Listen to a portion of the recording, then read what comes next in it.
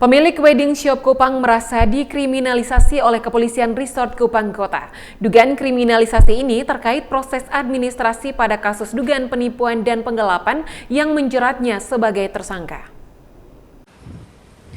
Pemilik wedding shop Kupang Desi Caroline Chandrajaya merasa dikriminalisasi oleh Kepolisian Resort Kupang Kota pada kasus dugaan penipuan dan penggelapan yang dilaporkan kontraktor Hengki Go.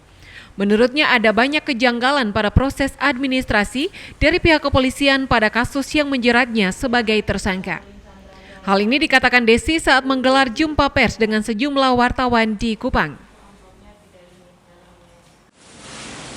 Awalnya saya dituduh untuk penipuan dan penggelapan, tapi dalam surat panggilan yang tertera di sini adalah penggelapan.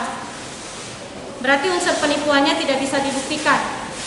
Karena dalam surat panggilan ini menyebutkan unsur penggelapan saja dengan pasal 372 KUHP. Berarti penipuannya tidak bisa dibuktikan, sedangkan objek yang menjadi tuduhan kepada saya adalah satu objek, yaitu penipuan atas barang-barang yang saya gelapkan.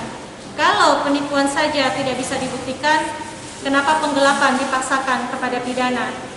Karena sebenarnya kasus ini adalah murni ranah perdata, di mana perdata saya masih sementara berjalan dan belum diputus oleh hakim.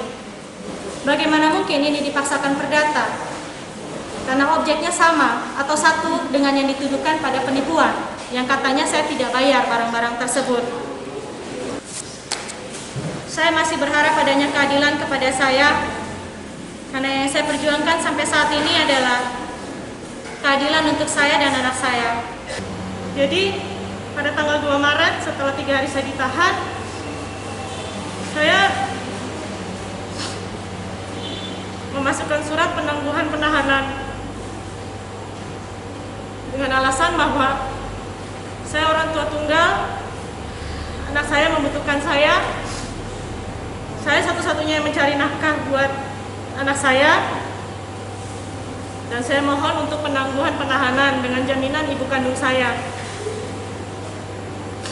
Tapi surat penangguhan penahanan saya dijawab lisan oleh penyidik bahwa ditolak oleh Kapolres.